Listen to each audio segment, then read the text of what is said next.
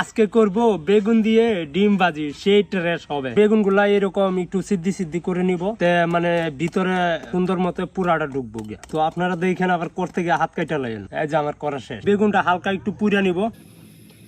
বাজার থেকে সুন্দর সাইজের একটা বেগুন কিনে আনবেন, আইনা পরে এটা দিয়ে পুরে খায়া দেখবেন, আসলে খুব মজা হবে। আমার বেগুন পুরা শেষ। বেগুন পুরবেন, কিন্তু বটাটা পুরন না যায়। বটাটা কি কাজে লাগে এটা আমি আপনাদেরকে পরে বলতেছি। সালবা হলডি উবাইয়া ফালায়া দেন, আপনারা চাইলে জুড়াইয়া করতে পারেন।